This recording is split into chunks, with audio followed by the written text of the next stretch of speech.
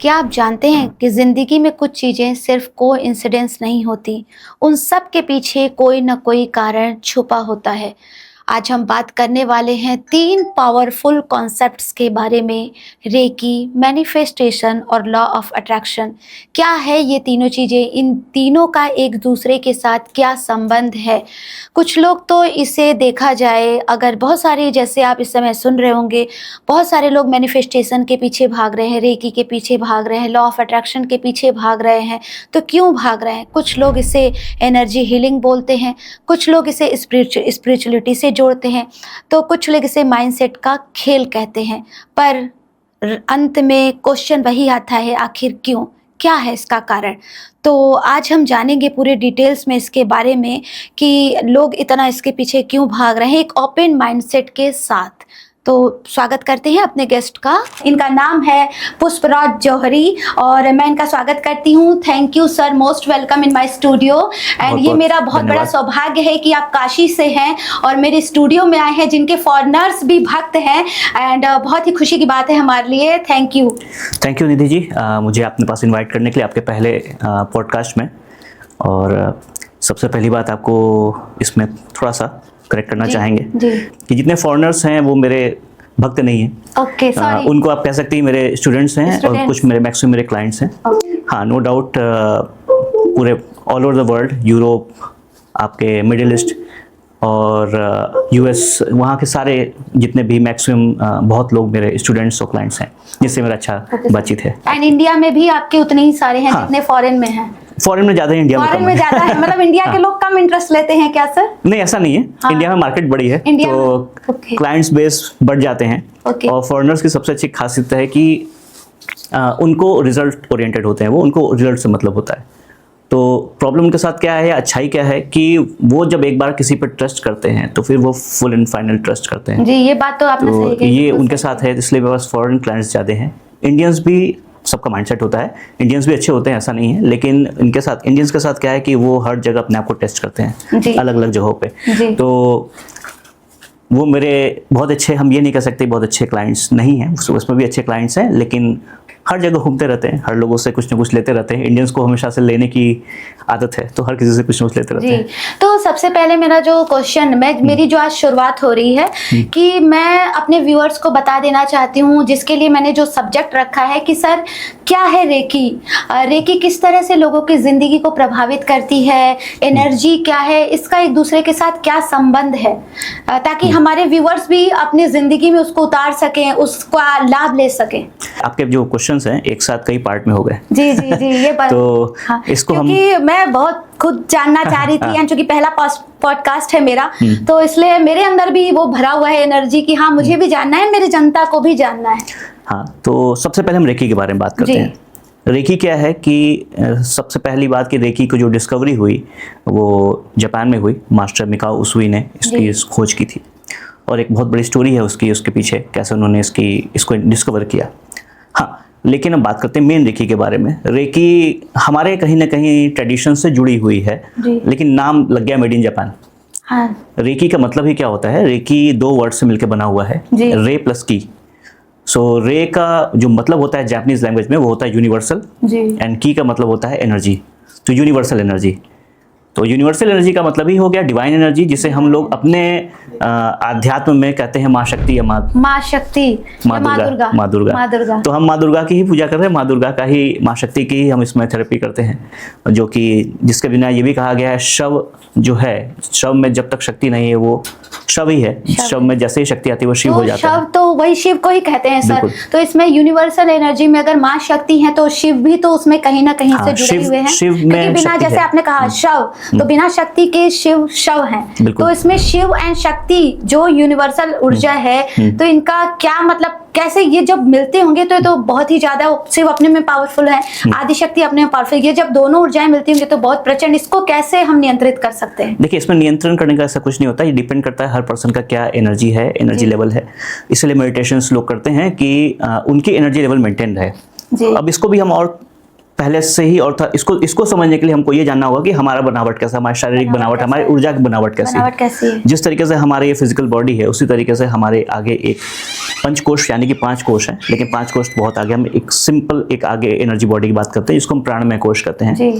प्राणमय कोश में जिसमें हमारे सारी ऊर्जा, जिसको हम लोग प्राण शक्ति या प्राण ऊर्जा कहते हैं, वो वहीं पे ट्रैवल करती है, सर्कुलेट होती है पूरी बॉडी में, हमारे सारे नाड़ियों में जाती है और सारे चक्रों में आती है। तो हम परमानेंट कॉस्मोस से उस प्राणवायु को लेते हैं और अपने अंदर एब्जॉर्ब करते हैं, और जब सांस छोड़ते हैं तो उसी प्रक्रिया से वो भी एनर्जीज, हमारे डिजीज्ड एनर्जीज या गंदी ऊर्जाएं वो बाहर निकलती हैं। तो ये एक नेचुरल प्रोसेस है। सर, गंदी ऊर्जाओं को हम नेगेटिव एनर्जीज भी कह सकते हैं कि वो गंदी ऊर्जा नेगेटिव एनर्जीज होती है? सॉर्ट ऑफ, ओके, कंप्लीटली नहीं, सॉर्ट ऑफ। नेगेटिव मतलब हो गया नकारात्मक, और गंदी ऊर्जा जो कि अब जिस कमरे में हम बैठे हैं उस कमरे में धूल मिट्टी आ गए, तो वो गंदी हो गई, गंदगी हो गई, तो डर्टी एनर्जीज, डिजीज्ड एनर्जीज, ये सब चीजें वो निकल सकती हैं। तो दोनों का थोड़ा सा अलग है, हाँ, लेवल्स अलग हैं, दोनों के एनर्जीज अलग हैं, हाँ, लेकिन आप इसको कुछ सॉर्ट ऑफ कह सकते हैं। रेकी जो है क्या हमारे अंदर जो निगेटिव मतलब नकारात्मक ऊर्जा को भी वो रिमूव करती है? बिल्कुल। रेकी जैसे कि डिवाइन एनर्जी का मतलब होता है उसको मातृ शक्ति या मातृ एनर्जी भी कही कहा गया है। तो उसकी अपनी खुद की कॉन्शियसनेस होती है, उसकी अपनी चेतना होती है, उसको हमें कहीं पे जोड़ लगाने की आवश्यकता नहीं होती। अगर आप रेकी से अट्यून हो जाती हैं और सेल्फ फीलिंग देती हैं अपने आप को या किसी और को भी देते हैं आप, और मोस्ट इंपॉर्टेंट आपका इंटेंशन, क्योंकि एनर्जी फॉलोज थॉट, एनर्जी जो है आपके विचार को, इंटेंशन को फॉलो करती है। तो जब हम किसी को देते हैं तो ऑटोमेटिक वहाँ पे उस व्यक्ति को जिस भी प्रकार की एनर्जी की या जिस प्रकार के बैलेंसिंग की या जो भी एनर्जी वहाँ पे उसको प्रॉब्लम कर सकती है उसको हटाने का काम करती है। ओके सर, तो सर मुझे ये भी पूछना है कि जैसे जनता को भी इंटरेस्ट इसमें बना रहा होगा, एंड मेरा भी ये क्वेश्चन है कि क्या रेकी गॉड गिफ्टेड, जैसे जो रेकी हीलर्स होते हैं वो गॉड गिफ्टेड, उनको कोई पावर मिली होती है, कोई सुपर पावर होती है, या इसको हम सीख सकते हैं? जैसा कि आपके पहले आंसर से मुझे पता चल रहा है, तो आप रेकी हीलर हैं, तो आपने क्या जिंदगी में ऐसा कुछ महसूस किया है, रेकी ने आपके पे लाइफ पे इफेक्ट डाला है, आपको कोई गॉड पावर मिली है, या आपने भी कहीं से सीखा है? नहीं, रेकी हमने सीखा ही है। हाँ, लेकिन जो आपकी इंटेंशन होती है वही बचपन, उसको ही आप गॉड पावर या गॉड गिफ्ट कह सकते हैं। कि हर किसी के अंदर इच्छा नहीं होती कि मैं दूसरों के लिए कुछ करूं या मैं एनर्जी फील्ड में जाऊं, ये हर किसी के ऊपर नहीं होता। ये तो है सर। तो आपकी जो इंटेंशन होती है वही एक ऐसा गॉड गिफ्ट का लीजिए होती है, आपकी इंटेंशन जो भगवान ने आपको दिया है, ताकि आप चाहते हैं कि आप लोगों की सेवा करें, और इसी में को भी अपना प्रोफेशन भी आप बना सकते हैं अगर आप चाहें तो। इनिशियली जब मैंने स्टार्ट किया 2007 में, तो तब मेरा ये सिर्फ शौक था, और बचपन से मेरा एक इच्छा थी कि मैं इसे सीख करके दूसरों को ले करूं। लेकिन बाद में कुछ सालों बाद 2015-16 के बाद ये हुआ कि सक्सेस जब काफ़ी मिलने लगी इस फील्ड में, प्रोफेशनली नहीं, पर्सनली तो जब उसमें मिलने लगी तो मुझे ऐसा एहसास हुआ क्यों ना इसे प्रोफेशनली लिया जाए, फुल टाइमर। तो फिर हमने फुल टाइमर एज इसको करना शुरू किया, और सन 2019 के बाद, खासकर कोविड के टाइम में बहुत ही सक्सेस मिली, बहुत ज़्यादा सक्सेस मिली। कोविड में इसने आपके बॉडी पर या अपने मन पर इफेक्ट, जैसे कोविड से बहुत सारी जनता प्रभावित हो रही थी, वो लोगों को मेंटली भी डिस्टर्ब कर रही थी, तो इससे आप सेफ रहे कोविड में रेकी के थ्रू? हाँ, इसका तो पूरी स्टडी है, हमारे न्यूज़पेपर में निकला था, काशी वार्ता में। और उसमें ये मेरे तो बहुत ज़्यादा प्रभावित हम नहीं कहेंगे किया, लेकिन मेरे द्वारा एज अ मीडियम उसने बहुत लोगों को बनारस में उसको प्रभावित किया, all over the India and world में भी। उस वक्त ड्यूरिंग कोविड हम लोग दिन भर में 5 सेशंस चलाते थे रेकी एंड मेडिटेशन के, और डिस्टेंस हीलिंग करते थे। और वो 5 दिन जो 5 डिफरेंट सेशन होते थे वो इंग्लिश और हिंदी लैंग्वेज में होते थे अलग अलग। और हमारा ये पूरा एक स्टडी है, उसमें डेटाबेस है कि जितने भी लोग हमसे जुड़ करके कोविड में जिन्होंने हमारे साथ मेडिटेशन से रेकी सेल्फ हीलिंग की, उनमें से सबसे पहली बात 90% को तो हुआ ही नहीं, कोई भी कोविड से कोई इफेक्टेड नहीं हुए। 10% में से 8% जो ऐसे थे जिनके फैमिलीज में हुई लेकिन वो सेफ रहे, उनके फैमिलीज कोई भी गलत चीज़ नहीं हुई। और 2% ऐसे थे जिनको उनके बहुत ही क्लोज में हल्का फीवर जैसा आया है, सर्दी जुकाम हुआ, लेकिन वो भी तुरंत ठीक हो गए। सेफ जोन में, वो तो सेफ जोन में थे, मतलब उनको एडमिट होने की आवश्यकता नहीं पड़ी। बहुत अच्छी बात तो है सर, ये हमारा मतलब कोविड में इतने सारे लोग बच गए, वरना तो कितने लोग सर जिंदगी से हाथ धो बैठे, राइट, हाथ धो बैठे। एंड सर ये है कि एंजाइटी, डिप्रेशन, जैसे कि कोविड ने मेंटल हेल्थ को प्रभावित किया, पूरी तरह से प्रभावित किया। उसके बाद से देखा जा रहा है कि लोग बहुत ज्यादा मेंटली डिस्टर्ब भी होते जा रहे हैं। आजकल के जो यूथ है वो डिप्रेशन से, एंजाइटी से पीड़ित होते जा रहे हैं, चाहे वो उनका करियर हो, चाहे लव लाइफ हो, तो वो हर तरह से इससे जूझ रहे हैं। तो क्या जो रेकी है, आपने मेंटल हेल्थ को बताया कि कोविड ने उनको इनके लाइफ पे इफेक्ट नहीं डाला, तो क्या डिप्रेशन, एंजाइटी जिसके लिए हम दवाओं का उपयोग करते हैं, रेकी पूरी तरह से मतलब 100% सक्सेसफुल है इसको ठीक करने के लिए? कैसे इंसान रेकी का यूज करके डिप्रेशन से बाहर निकले, एंजाइटी से बाहर निकले, ताकि उसको दवाइयों का सहारा न लेना पड़े? ठीक है, बहुत अच्छा क्वेश्चन है आपका। और थैंक यू सर। सबसे बड़ी बात यह है कि ये क्वेश्चन बहुत से लोगों के आते हैं। जी जी। इवन अभी थोड़ी देर पहले भी आया था क्वेश्चन। बात क्या है कि जो anger, anxiety, specially anxiety, depression और स्ट्रेस, ये एक ऐसा वर्ड है जिसको हम लोग बहुत ही फिजिकली मानते हैं, लेकिन ये फिजिकल नहीं, ये एनर्जी है। एनर्जी है ना। और ये एनर्जी आती कैसे? क्योंकि मैं भी आज तक सर, मैं खुद मतलब मुझे जहाँ तक आपके थ्रू अभी पता चला, मैं खुद इसको मानती थी कि ये हमारा फिजिकल बॉडी के थ्रू आता है। मेंटल हेल्थ हमारे जो माइंड को प्रभावित करता है वो हमारे बॉडी के थ्रू आता है, फिजिकल बॉडी। लेकिन अभी पता चल रहा है कि नहीं, ये एनर्जी के थ्रू हो रहा है। ये एनर्जी है, टोटल एनर्जी है। एनर्जी बॉडी पे ही, हमारे मेंटल बॉडी, इमोशनल बॉडी पे ही काम करता है। और एक बात जानना बहुत ही आवश्यक है हम सभी के लिए कि हमारी जितने भी फिजिकल एलिमेंट्स होते हैं, 95% एलिमेंट्स जो है वो साइकोसोमैटिक हैं। यानी कि वो पहले इमोशनली जनरेट होते हैं, फिर वो हमारे फिजिकल बॉडी पे आते हैं। तो एंगर, एंग्जाइटी, डिप्रेशन, ये सब जो स्ट्रेस एनर्जी, ये सब जितनी भी है वो एनर्जी है। हो सकता है जो आपके लिए स्ट्रेस हो, मेरे लिए ना हो, वो आपके, ठीक है ना। आप जैसे फॉर एग्जांपल, एक एग्जांपल हम ले लेते हैं कि अभी आपका पहला पॉडकास्ट है। हाँ जी सर। तो हो सकता है कि आपको स्ट्रेसफुल रहा हो। हाँ जी, ठीक है, बहुत स्ट्रेस में। हाँ जी। लेकिन यही चीज आप अगर दोबारा बार बार करने लगे तो ये आपको स्ट्रेस नहीं होगा, ये एक मजा हो जाएगा, मजा हो जाएगा। तो उसी प्रकार से जो स्ट्रेस है ये एक मेंटल या इमोशनल लेवल पे काम करता है। और इसको जब बहुत ज्यादा अपने पर लेना शुरू कर देते हैं तो वही फिर फिजिकल एलिमेंट बनना शुरू हो जाता है। ओके। अब ऑफिसर्स की बात करिए, जो कॉर्पोरेट्स हैं, वहाँ पे क्या होता है, लोगों को इमोशनल प्रॉब्लम होती है। पहले वो स्ट्रेस लेते हैं, स्ट्रेस लेने के बाद फिर उनकी वो लाइफस्टाइल चेंज होती है। अब देखिए, स्ट्रेस और लाइफस्टाइल कहीं ना कहीं आपस में बहुत ज़्यादा जुड़ा हुआ है। और लाइफस्टाइल भी हमारे मेंटल बॉडी को, इमोशनल बॉडी को और फिजिकल बॉडी को भी जैसे आजकल प्रभावित करता है। रात में देर से सोते हैं, सुबह देर से उठते हैं, तो यही लाइफस्टाइल का इफेक्ट हमारे बॉडी पे पड़ रहा है। लाइफस्टाइल तो बहुत सी चीज हो गई। हम सुबह से उठने से लेकर रात को सोने तक हम जो भी चीज करते हैं वो हमारी लाइफस्टाइल है। हाँ जी। और उसको कैसे प्रभावित हम सकारात्मक रूप से कर सकते हैं, तो वो रेकी के थ्रू कर सकते हैं। सबसे पहली बात यह है कि ये एक सबसे बड़ा मिथ है कि रेकी से ही लोग ठीक होते हैं, या क्या दूसरी थेरेपी से लोग ठीक होते हैं। हाँ जी। ऐसा नहीं है। हाँ। इसको बहुत ही अच्छे से जानने की आवश्यकता ये है कि पहली बात तो रेकी या कोई भी एनर्जी मॉडलिटी ये कोई जादू नहीं है। जादू नहीं है, ये एक प्रकार का डिटर्जेंट है, वॉशिंग है एक प्रकार की। एक छोटा बच्चा होता है, हाँ, वो बदमाशी करता है और बाहर बदमाशी करने के बाद वो कपड़े गंदे करके घर में आता है। हाँ। फिर आप उसे घर पे लाती हैं। हाँ सर। कपड़े को धोती हैं, बच्चे को नहीं। फिर उसके बाद धोने के बाद उसे फिर कपड़े, साफ कपड़े पहना करके बाहर भेज देती हैं, बोलती हैं कि नहीं, गंदगी में नहीं जाना। हाँ। आपने बोल दिया जी। सेम हमारे पास जितने भी लोग आते हैं उनकी एनर्जी बॉडी गंदी है, उनके लाइफस्टाइल से या फिर जहाँ पे वो रहते हैं, जो खाते हैं, जो पीते हैं, उनकी एनर्जी बॉडी गंदी है। ठीक है। और एनर्जी बॉडी कहीं ना कहीं सोल से कनेक्टेड तो हो सकता है, जन्म जन्मांतर से जुड़ी हुई है जो प्रॉब्लम्स। तो जब रेकी ट्रीटमेंट हम करते हैं, बेसिकली एक तरीके से हम उसे धोते हैं, उसकी एनर्जी बॉडी को धोते हैं, साफ करते हैं, ठीक है ना। तो लेकिन सिर्फ साफ करना इंपॉर्टेंट नहीं है, साफ करके उसको अच्छे से बताना कि देखिए आपको दोबारा गंदी जगह नहीं जाना है, अपने लाइफस्टाइल को चेंज करना है। हाँ जी। ताकि आप हम पे डिपेंडेंट ना रहें। हमारा काम है आपको एक अच्छी थेरेपी देना, थेरेपी देने के बाद हमने उस गंदगी साफ कर दी, लेकिन आपको अपनी लाइफस्टाइल चेंज करनी है। आपने लाइफस्टाइल चेंज किया, दोबारा गंदगी में नहीं गए तो हो सकता है कि आपको प्रॉब्लम ना हो, या हो सकता है अधिक समय बाद हो। एक इम्पोर्टेंट है, रह के करना चाहिए, इसकी थेरेपी लेनी चाहिए। सेफ जोन में चला जाता है, मतलब उसको लेने के बाद आदमी अपना न्यू लाइफ जो होता है कि डिप्रेशन, एंजाइटी से निकल के बिना दवाइयों के एक नई जिंदगी की शुरुआत कर सकता है। देखिए, सबसे पहली बात, एलोपैथी मेडिसिन में डिप्रेशन की या इमोशनल इश्यूज की कोई दवाई नहीं है सबसे बड़ी बात, क्योंकि वो आपको क्या करते हैं, वो आपको माइंड को काम करने के लिए दवा दे देते हैं, जिससे कि आपका माइंड शांत रहता है, काम रहता है, आप कुछ दिन के लिए, कुछ समय के लिए सोते हैं, ठीक है ना। तो वो अब उसकी टेक्निकल लैंग्वेज हमको नहीं पता क्योंकि हम डॉक्टर नहीं है, लेकिन हाँ इसमें कुछ ऐसे ब्रेन के सेल्स होते हैं जो कि बहुत ही काम हो जाते हैं और वो आदमी व्यक्ति सोता है जिससे कि उसको अच्छा लगता है। लेकिन रूट लेवल पे इंग्लिश दवा में इमोशनल फैक्टर्स का, इश्यूज का कोई इलाज नहीं है।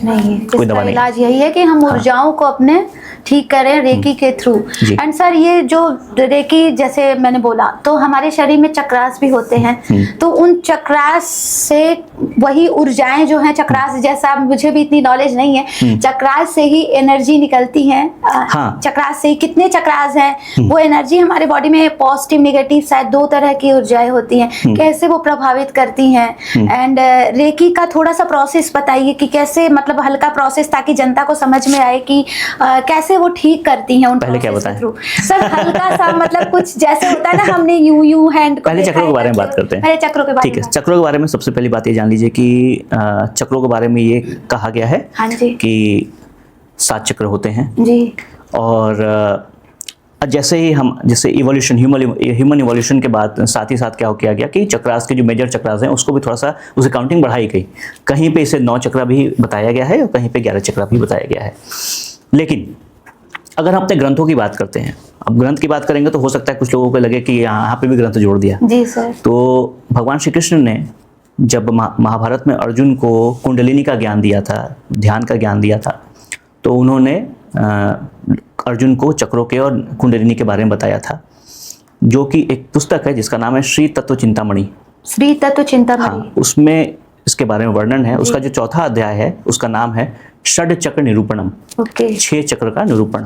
तो उसमें इस पूरे चक्रों के बारे में बताई, डिटेल्स बताई गई है।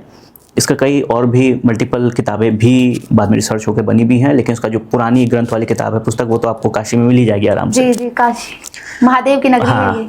और बहुत पतली सी छोटी सी बुक है, बहुत अच्छा दिया उसमें, संस्कृत में श्लोक के साथ साथ हिंदी मीनिंग भी दी हुई है। उसमें बताया गया है कि जो 7 चक्र हैं वो 7 चक्र के कैसे होते हैं, उसके कितने पेटल्स होते हैं, क्योंकि सारे चक्र गोल नहीं होते, हमको लगता है गोल है लेकिन वो फूल के आकार के होते हैं। तो उनके पेटल्स यानी कि पंखुड़ियां होती है। दिखता तो है कि गोल है, हाँ, वो क्यों दिखता है। अब आप फैन चल रहा है तो फैन आपको गोल दिख रहा है, लेकिन रुक जाता है दिखता है 3 पत्ती, ठीक है ना। तो उसी प्रकार से जो चक्र है वो हमेशा क्लॉकवाइज एंटी क्लॉकवाइज घूमते रहते। तो जब वो घूमते हैं तो ऑब्वियस बात है वो मूविंग में है, तो वो फील होता है कि वो गोल है। बेसिकली वो गोल नहीं है, वो पंखुड़ियां फूल के आकार के हैं। तो उनके जितनी पंखुड़ियां हैं, जितने पेटल्स हैं, वो उसमें भी कुछ बीज मंत्र हैं और चक्र के भी अपने बीज मंत्र हैं। और साथ ही साथ हर चक्र के अपने कुछ वर्ण हैं यानी कलर हैं। साथ ही साथ हर चक्रों के अपने देवी देवता वाहन सब कुछ हैं, कंप्लीट अपना चक्र में ही मैंने सुन रखा है सर, मूलाधार चक्र, स्वादिष्ठान चक्र, एंड जो हमारा थर्ड आई के ऊपर होता है सबसे सहस्त्रार चक्र। इतने चक्र, मतलब मैंने सुने हैं कि अगर मैं कुंडलिनी जागरण, जैसा कि आपने बोला, तो कुंडलिनी जागरण भी कहा जाता है अपने से नहीं करना चाहिए, ये किसी गुरु के अंडर में करना चाहिए, वरना हमारे स्वादिष्ट जो सहस्त्रार चक्र होते हैं ऊपर होते हैं सहस्त्रार चक्र, तो इसको इफेक्ट डालते हैं, उसी से हमारी मेंटल बीमारियां होती हैं। ये सब सहस्त्रार चक्र, ये तो थोड़ा सा क्लियर करिए। रेकी के टॉपिक से तो अलग हो गया, लेकिन हाँ इसको कंफ्यूजन दूर करना भी आवश्यक है। कंफ्यूजन दूर करना चाहिए क्योंकि बहुत सारे लोग कंफ्यूजन, मैं खुद कंफ्यूजन में थी इसको। देखिए, सबसे पहली बात कि बहुत से लोगों में यही मिसकंसेप्शन है कि कुंडलिनी जागरण करनी चाहिए जी, लेकिन जब हम इंसान हैं, ह्यूमन हैं, तो कुंडलिनी का जो लेयर्स होते हैं, जिस रास्ते जो कुंडलिनी ऊपर आती है, उसके 7 लेयर्स यानी कि 7 चक्र हैं। 7 चक्र के 7 सब लेयर्स होते हैं। तो 7 × 7 कितना? 49।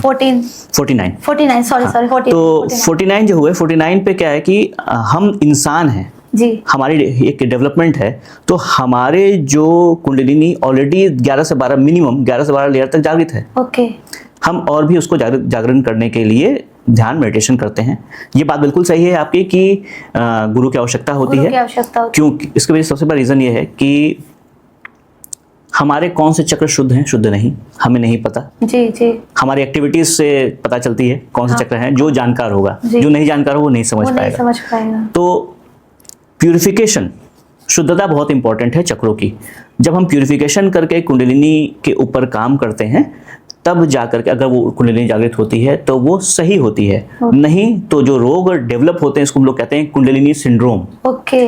जो कुंडलिनी सिंड्रोम होता है उसकी वजह से उस चक्र से संबंधित कोई भी बड़ा प्रॉब्लम हो सकता है। बीमारी, मतलब उसको हम बीमारी कह सकते हैं। बीमारी हो सकती है। मानसिक बीमारी। मानसिक बीमारी हाँ, मानसिक बीमारी हो सकती है, फिजिकल बीमारी नहीं होती वो। इसको हम पागलपन भी कह सकते हैं। अगर कोई ऐसा कर रहा है सर, अपने से कुंडली जागृत कोई कर लिया है बाय मिस्टेक, तो अगर वो इस तरफ गलत एरिया की तरफ चला गया है, कुंडली सिंड्रोम की तरफ, तो क्या रेकी से पूरी तरह से उसको वापस अपने उस पहले वाली अवस्था में ले आएगी?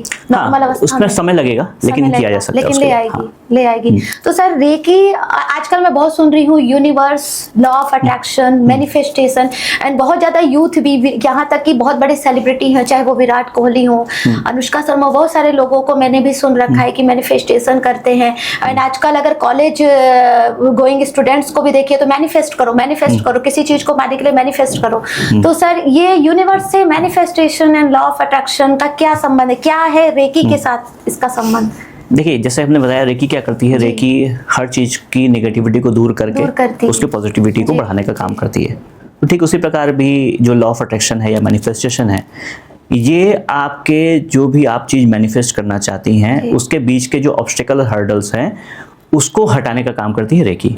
साथ ही साथ आपका भी देखिए, हम ये नहीं कहते हर व्यक्ति परफेक्ट है। हमारे यहाँ पे जितने भी हम सभी यहाँ बैठे हैं, अगर हम बात करते हैं कि सब ना कुछ अपनी लाइफ मैनिफेस्ट करना चाहते हैं, ठीक है, जाहिर सी तो लेकिन हमारे लिए वो कितना सही है हमें नहीं पता कि हम किस तरह से मैनिफेस्ट, हमें क्या करना चाहिए मैनिफेस्ट, और जो चीज हम चाह रहे हैं वो दूसरों के लिए कितना सही है कितना गलत है। सही।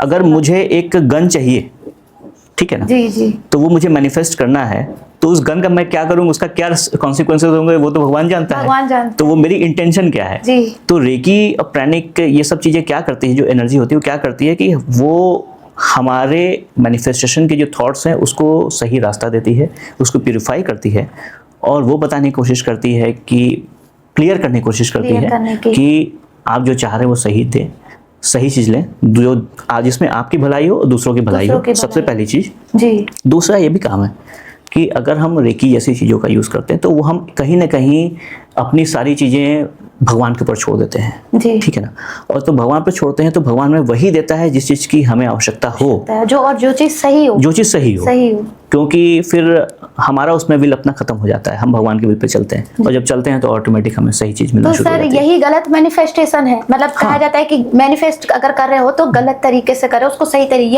यही जैसा आपने बोला। अब देखिए, अब एक और मैनिफेस्टेशन को लेके एक टेक्निक है जिसको लोग कहते हैं कि विजुअलाइजेशन करना। जी, विजुअलाइजेशन करना सही, अच्छा है, करना चाहिए, लेकिन अब उसको हम जब तक एनर्जी से या प्यूरिफिकेशन से नहीं जोड़ेंगे तो क्या होगा कि हम वही चीज है, हो सकता है हम कुछ ऐसी नेगेटिव चीजें भी मैनिफेस्ट करने जा रहे हैं, करना चाह रहे हो, जो हो सकता है दूसरों के लिए अच्छी नहीं अच्छी हो, ठीक है ना।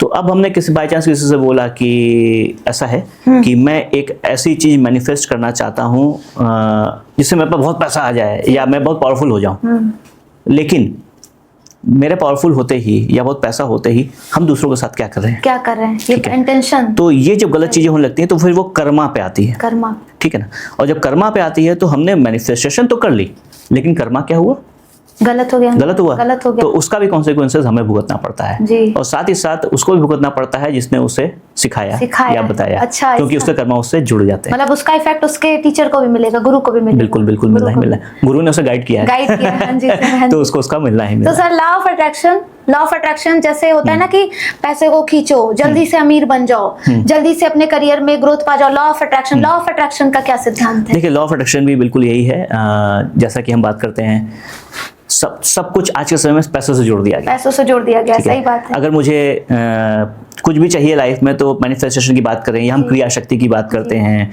या अट्रैक्शन की बात करते हैं तो हम हर चीज को पैसे से जोड़ देते हैं, लेकिन ये इसका दायरा सिर्फ पैसा नहीं है, वही सर, क्योंकि आजकल लॉ ऑफ अट्रैक्शन को पैसे, जैसा आपने बोला, पैसे से ही जोड़ दिया। लॉ ऑफ अट्रैक्शन का क्या सिद्धांत है? लोग पैसे कहते हैं, इसको पैसे से, जैसा कि आपने बताया, इसको पैसे से जोड़ दिया गया है, लोग इसको पैसे से ही जोड़ दिए, पर इसका दूसरा पहलू क्या है? लॉ ऑफ अट्रैक्शन मतलब यूनिवर्स के साथ ये कैसे काम करता है, कैसे ये लोगों की जिंदगी को लाइन पे लाता है? लॉ ऑफ अट्रैक्शन कैसे लोग अपने सपनों को पा सकते हैं, जो वो सपने देख रहे हैं उनको कैसे अचीव कर सकते हैं? नहीं, लॉ ऑफ अट्रैक्शन की अगर बात करते हैं तो हमें इसमें कई चीज़ों को जोड़ के लेकर चलना चाहिए।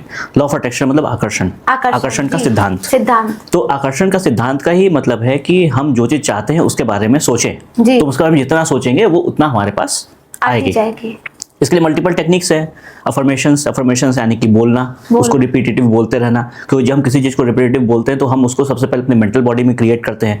मेंटल बॉडी में जब और उसको फीलिंग के साथ करना शुरू कर देते हैं तो हमारे इमोशनल बॉडी में आता है, और जब उसको मेंटल बॉडी से इमोशनल बॉडी में आता है तो वो धीमे धीमे ऊर्जा में आना शुरू होता है, तक हमारे एनर्जी बॉडी में आया और वही मैनिफेस्ट हो जाता है, फिजिकल फॉर्म में आ गया। जैसे पहले कहा जाता था कि अपने थॉट्स को कॉपी में लिखो, एंड उसको मतलब याद करो कि मुझे ये करना है, वही शायद ये आ गया रिटन प्रोसीजर में, कि हमने जो बोला है या सोच रहे हैं उसको हम मैनिफेस्ट कर रहे हैं रिटन फॉर्म में। तो जब हम उसको मैनिफेस्ट करते हैं रिटन फॉर्म में तो कहीं ना कहीं वो उसकी टेंडेंसी बढ़ जाती है कि वो मैनिफेस्ट हो। जी सर। तो वो हम रिटन फॉर्म में करते हैं। अब लिखने का भी तरीका है जी, कैसे लिखना है, उसको पॉजिटिव फॉर्म में लिखना है। ठीक है कि आप जो चाह रही हैं कि चाहे आप जो चाहते हैं तो उसको पॉजिटिव फॉर्म में लिखिए। जी। ठीक है।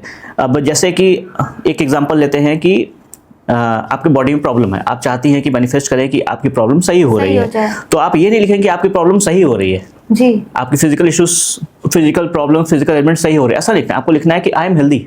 तो ये सब भी वर्ड एक ऐसी टेक्निक है, ये सब सारी जो मतलब ये तो मुझे भी नहीं पता चीजें हैं कि मतलब मैं भी यही लिखती कि हाँ मैं मतलब मेरी चीजें ठीक हो रही हैं, मतलब मुझे ये कहना है या जनता को ये कहना है कि मैं ठीक हूँ और मैं इस समय हेल्दी हूँ, मैं ठीक हूँ, मैं पैसे वाला हूँ, मैं पैसे वाली हूँ। बहुत बड़ा डाउट क्लियर किया सर आपने। तो ये निगेटिविटी, यही जो निगेटिव वर्ड्स होते हैं ना, वही चीज ही ऑब्स्टेकल क्रिएट करते हैं। लेकिन मोस्ट इंपॉर्टेंट मेरा ये लोगों को हमेशा, जितने भी मेरे क्लाइंट्स स्टूडेंट हैं, उनको हमेशा ये बोलने का होता है कि आप मैनिफेस्टेशन कीजिए, जरूर कीजिए, लॉ ऑफ अट्रैक्शन कीजिए, जरूर कीजिए, लेकिन कहीं ना कहीं एक बहुत इंपॉर्टेंट चीज जो होती है वो होता है कर्मा। ठीक है ना, आप कर्म जरूर कीजिए, क्योंकि जब आप कर्म करेंगे तो आप चीजों को परमानेंटली पा सकते हैं। हम वही बिना कर्म किए करेंगे तो या तो वो चीजें हमें लेट में मिलेगी, या तो नहीं मिलेगी, या तो टेम्परेरी मिलेगी। ओवर थिंकिंग, क्या सर इससे ओवर थिंकिंग जुड़ जाएगी? जैसे हम कर्म नहीं कर रहे हैं, हम सोचते रह रहे हैं, तो ये ओवर थिंक, ये तो हमारी मेंटली जो है बीमारी उसमें चली जाएगी। अब इसमें ओवर थिंकिंग में यही आता है कि सबसे पहला इसमें इसका निगेटिव इफेक्ट यही होता है कि आपने मैनिफेस्टेशन 100 रुपए के लिए किया, ठीक है, मगर आपने कर्म नहीं किया, या बहुत लेस कम कर्म किया और आपने 99 रुपए मिल गए आपको, तो आपको सेटिस्फेक्शन ये नहीं रहेगा कि आपको 99 मिला, आपको डिससेटिस्फेक्शन रहेगा कि एक नहीं मिला। जी। तो ये प्रॉब्लम आती है। तो अगर हम कर्म पे फोकस करते हैं, कर्म पे ध्यान देते हैं, तो आपको 100 की जगह 95 भी मिलेगा ना, आप सेटिस्फाइड रहेंगे, बोलेंगे नहीं मैंने जितना कर्म किया उतना मिला। तो इतना फोकस अगर हमें रहता है तो हम इसके साथ, जैसे पहले लोग कहते थे कि बड़े सपने देखो, अगर उससे नीचे भी पा गए तो भी उसमें संतुष्ट रहो। सेम मतलब जैसे जो आपने बोला वही चीज हो रही है, सारी अपनी पुरानी चीजें, सारी अपनी प्राचीन चीजें ही आजकल मॉडर्न युग में ये लॉ ऑफ अट्रैक्शन मैनिफेस्टेशन बन के आ रही है। बिल्कुल। ये सर ठीक है सर। एंड ये पूछना है कि क्या रेकी ने, जैसे कि बहुत सारे आपके साथ फॉरेनर्स आते हैं, जो आपने मुझे पहले बताया था कि एक फॉरेनर आपके पास आया था, कुंडली जागरण उसकी गलत तरीके से हुई, आपने उसको सही किया, रेकी के थ्रू सही किया, तो वो जनता को भी बताइए कि मतलब ताकि वो ठीक हो सके। ये पहले आपने डीपली समझाया, लेकिन चूंकि हमारे इंडिया की बात हो रही है, मैं फॉरेनर की बात कर रही हूँ कि फॉरेनर दूर देश में बैठ के वो आपके पास ठीक होने के लिए आया, आपने उसे कैसे सही किया? देखिए, सबसे पहली बात तो यहीं पे आती है बात कि उसने कहीं ना कहीं सर्च किया था। ओके। तो सर्च किया तो वो इंडिया आने वाला था, तो उसको किसी ने बताया, ये हमको नहीं मालूम, उसको किसी ने बताया था कि वाराणसी में इंडिया जा रहे हो तो वाराणसी जरूर जाना, और वाराणसी में जाना तो वहाँ सर्च करना, कोई मिल सकता है। देखिए, जिसको ठीक होना होता है ना तो उसको एक बहाना बन जाता है, उसका बहाना था। तो वो आया, आने के बाद उसने सर्च किया बनारस में, तो फॉर एग्जाम्पल, और भगवान की कह लीजिए, कृपा ही कह लीजिए, उसको सिर्फ 2 जगह ही मिली। उसने पहले जगह जहाँ कांटेक्ट किया तो वहां से उसको कोई प्रॉपर रिस्पांस नहीं मिला, तो सेकंड उसने मेरे पास किया। तो मेरा एक आदत है कि मेरा भले कोई क्लाइंट बने चाहे ना बने, उसको प्रॉपर रिस्पांस करो। तो हमने रिस्पांस दिया, तो वो बोला, बड़ा खुश हो गया, बोला आया ठीक है मैं आपसे मिलना चाहता हूँ। उसने कुछ बताया नहीं, उसने बोला कि मुझे रेकी के लिए मिलना है और मैं उसके लिए आना चाहता हूँ। मैंने कहा ठीक है आइए, आप कोई बात नहीं, मिल सकते हैं हम लोग। तो आया, आने के बाद हम लोगों ने बातचीत की। तो अब देखिए क्या होता है कि हीलिंग, जैसे ही वो व्यक्ति हमारे पास आता है वो हीलिंग प्रोसीजर स्टार्ट हो जाता है।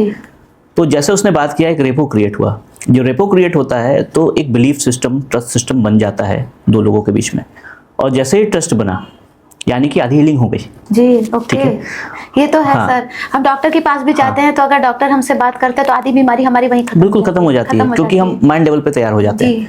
फिर उसने थेरेपीज ली, 5 दिन था यहाँ पे, 5 दिन रहने के बाद उसने 5 दिन थेरेपीज ली। सिर्फ रेकी नहीं, रेकी के साथ साथ और भी चीज़ें उसने करवाई। थोड़ा सा एस्ट्रोलॉजिकल रेमेडीज लिया और कुछ थोड़ा सा हम लोगों ने हिप्नोसिस की उसके ऊपर, काफ़ी चीज़ें ये सारी की, मिक्स करके किया।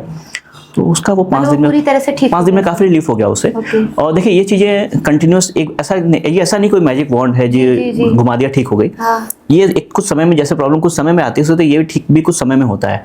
लेकिन वहाँ पर जाने के बाद उसने अपनी लाइफ स्टाइल चेंज की, जो जो उसको प्रिकॉशंस बताए गए प्रिकॉशंस किया, उसको पूरा उस पर उसने काम किया, आज वो ठीक है। आज वो ठीक है। वाह sir, great. Universe, law of attraction, manifestation, reiki, इसकी बात होगी। पर यूनिवर्स को हम सिग्नल कैसे भेजें, कैसे सिग्नल भेजें कि यूनिवर्स भी हमारे उस सिग्नल को सुने? प्रार्थनाएं कैसे करें? क्योंकि प्रार्थनाएं तो सब अपनी जिंदगी में करते हैं, पर प्रार्थना का सही तरीका भी होता है, सिग्नल दिया जाता है। तो वो सब चीजें क्या है सर? वो डाउट मेरे अंदर भी चल रहा है, जनता के अंदर में भी चल रहा होगा। इसका सबसे बड़ा जो तरीका है, सही तरीका है, वो मेडिटेशन लेवल, या जो आप मेडिटेट स्थिति में होते हैं जी, उस जो वेव्स होती हैं जिसको हम लोग अल्फा वेव्स कहते हैं, जो कि हाईएस्ट वेव्स में आता है। तो जब आपका माइंड लेवल अल्फा वेव्स में होता है ना, तब आप जो भी बोलते हैं या जो भी ध्यान करते हैं, वो सिग्नल्स वो अल्फा वेव में ऊपर की ओर हाईएस्ट जाते हैं। जैसे पूजा भी हम पूजा भी कर सकते हैं। जब माइंड बिल्कुल काम है, कॉन्शियस बिल्कुल ही सब कॉन्शियस लेवल पे जा रहा है, यानी कि जब आप ध्यान करके आंखें बंद करके बैठे हैं और आपको चारों तरफ ध्यान ही नहीं है, तो वही तो एक स्टेट है जिसमें कि आप बहुत ही हायर स्टेट में है। तो जब हायर स्टेट में होते हैं, उस वक्त हम जो भी चीजें क्रिएट करते हैं, बोलते हैं, तो उसकी वाइब्रेशन फ्रिक्वेंसी बहुत हाई हो जाती है, और वही फ्रिक्वेंसी जैसी है जो कि हमें यूनिवर्स के साथ जोड़ती है। एक छोटा सा एग्जांपल हम ले लेते हैं। सिग्नल यही है। अब आपको एक पर्टिकुलर रेडियो का एक फ्रीक्वेंसी, एक स्टेशन पे जाना है, तो आपको उतना मिलाना है, 100 point something, 93 point something, 98 point something, आपको उस पर फ्रीक्वेंसी मिलानी पड़ती है। जैसे मिलाएंगे आप गाना सुनने लगेंगे उस स्टेशन का। ठीक उसी प्रकार से है कि हम जो मेडिटेट लेवल पे होते हैं, उसमें जब हम अपने स्थिति जो है उस स्टेट में धीमे धीमे ले जाते हैं। देखिए मेडिटेशन पहली बात तो एक बार में होती नहीं, लगती नहीं है, ये धीमे धीमे लगने का प्रोसेस है। मेडिटेशन भी सीखने की चीज है, जैसे कि या हम खुद से मेडिटेशन कर सकते हैं। देखिए खुद से मेडिटेशन कर सकती हैं, ये भी एक इनर स्किल है, इनर स्टेट कर सकते हैं कि ये तो आप वो गलत तो नहीं होगी अपने नहीं, मेडिटेशन कोई गलत नहीं होती अपने से गलत, अनलेस आप किसी चक्रा पर ध्यान लगाएं, ठीक है, या फिर आप कुछ मंत्रों का उच्चारण करें। अगर आप सिर्फ अपने ब्रीदिंग पर ध्यान दे रहे हैं और ब्रीदिंग ध्यान देकर सिर्फ ऊपर अपने कॉन्शियस लेवल बढ़ाए जा रहे हैं, तो वो ठीक है। लेकिन आप कोई पर्टिकुलर चक्रों पर ध्यान देते हैं आप, या कोई मंत्र करते हैं, उसके लिए इंपॉर्टेंट है कि आप किसी से करना चाहिए, चक्रों पे ध्यान नहीं, नॉर्मल ब्रीदिंग पे ध्यान दीजिए। सबसे इजी, सबसे अच्छा ही कहा गया आनापानसति। आनापानसति जो मेडिटेशन है, उसको इसका मतलब ये होता है, इनहेल करें, रोकें जी, एक्सहेल करें, रोकें, और सारा ध्यान अपनी सांसों पे दें। सांस कैसे अंदर आ रही है, कैसे रुक रही है, कैसे जा रही है, इसी से आपकी अवेयरनेस बढ़ती है, इसी से आपका जो एक फ्रीक्वेंसी है माइंड लेवल की वो बढ़ती है। फिर आप मैनिफेस्टेशन कीजिए ना। एंड जो हम पूजा करते हैं उसमें भी जो हम प्रार्थनाएं, जैसे आपने बताया कि एक लेवल होता है जब हमारा मन शांत हो जाता है, तभी वो सिग्नल भेजना है कि हमारा सिग्नल ऊपर वाले से कनेक्ट हो रहा है हमारा। तो मतलब हमारी दुआएं ऊपर वाले तक जा रही हैं। बिल्कुल, पूजा पाठ जितना शांत होकर के पीस में किया जाता है ना जी, उतनी जल्दी काम करती है। एंड जो कहा जाता है सर, पूजा करते समय आंख से आंसू आ गए, तो क्या ये भी सही सिग्नल है? ये सॉर्ट ऑफ प्यूरिफिकेशन है। जब हम आंसू आते हैं, दैट मीन्स कि कहीं ना कहीं हम उस स्ट्रेस को या उस नेगेटिविटी को अपने अंदर से रिलीज कर रहे हैं। तो वो दो ही तरीके से निकलती है, या तो आंसू से या रोने से। यस सर, हाँ सही बोल रहे हैं। वो भक्ति लेवल भी है, भक्ति लेवल भी है। भक्ति का सबसे ऊंचा लेवल हो सकता है, ये बोल सकते हैं। भक्ति का सबसे ऊंचा लेवल तो डिवोशन में आ जाता है कि हमने पूरी तरह से अपने आप को समर्पित कर दिया। तो उसमें सब कुछ, फिर हमें मैनिफेस्टेशन और ये सब से कोई मतलब ही नहीं है, क्योंकि हमने सब कुछ ईश्वर पे ही छोड़ा है ना। फिर हमारे अंदर कोई इच्छा नहीं रह जाती कि हमें कुछ चाहिए। लेकिन गृहस्थ लोगों के लिए हमको लगता है कि भक्ति सही नहीं है, उनको कर्मा भी करना है, सही बात है, कर्म करना है, नहीं करेंगे तो ऐसा कुछ नहीं। और जो गृहस्थ में रह के बहुत ही भक्ति भी करता है, तो बहुत ही आगे चल के, यानी कि जब वो 50-60s में आए, वो करे चलता है। लेकिन जो अभी दोनों कर रहा है, व्यापार भी कर रहा है, परिवार भी देख रहा है, वो बोले भक्ति करेंगे, वो कहीं ना कहीं उसके लिए नहीं कर सकता। ये बहुत सही बोला आपने कि मतलब जो डाउट्स चल रहे थे, ये क्वेश्चन मेरे अंदर चल रहा था कि भक्ति भी करे, कर्म भी करे, दोनों को साथ में लेके चले। एंड ये एक एज होती है इसको करने की, उसके बाद वो जो डूबना है तो डूबे। आप देखिए अपने आप को आध्यात्मिक बना सकते हैं, उसका लेवल कोई नहीं है। मीन्स आप कोई एज नहीं है, कभी भी कर सकते हैं। यहाँ पे सिर्फ बात हो रही है भक्ति की, यानी कंप्लीट डिवोशन की। तो कंप्लीट डिवोशन में हम सब कुछ ईश्वर पे छोड़ देते हैं। तो जब हम सब कुछ ईश्वर पे छोड़ते हैं तो हमारे अंदर ये इच्छा नहीं होनी चाहिए कि मुझे ये चाहिए, ठीक है ना, क्योंकि भगवान की इच्छा होगी तो मिलेगा। तो वो डिवोशन नहीं है, वो डिवोशन नहीं है। सिंपल सी बात है, वो डिवोशन नहीं है। हम ये नहीं कहते कि मैं बहुत ज्यादा आध्यात्मिक हूँ, बहुत धार्मिक, ऐसा नहीं। लेकिन मेरा परिवार है, उनको घर के खर्चे चलाने हैं, मुझे पैसे कमाने हैं, उसके लिए मेहनत करनी है। तो कर्म का सिद्धांत आ गया है हमारे पास, भक्ति नहीं आई। भक्ति है भगवान पे विश्वास है, विश्वास। कंप्लीट डिवोशन नहीं है, क्योंकि हमको कर्म भी करने हैं। जब हमें कर्म करने हैं तो फिर हमें काम भी करना है। तो अब काम क्या करना है वो आपको चुनना है। काम भी दो तरीके के होते हैं, झूठ बोलना, लोगों से गलत बोलना, या बेवकूफ बना के लोगों से लेना, चीजों को करना। अब उसमें एक चीज ये आ गई कि सही चीज बोल के करना। मेरे पास जितने क्लाइंट्स आते हैं वो बोलते हैं, बहुत मन में उनके क्वेश्चन होता है, सर मैं बैलेंस करना चाहता हूँ चक्रों को और ये सारी चीजें, सब सुना होगा कहीं से। तो मेरा सबसे पहला यही लोगों को वो होता है रिस्पांस कि भैया देखिए, सबसे पहली बात ये कि आप जितनी चीज चाह रहे हैं ना वो होना नहीं है। क्यों? क्योंकि ये कोई जादू नहीं है, सब कर्म पे है।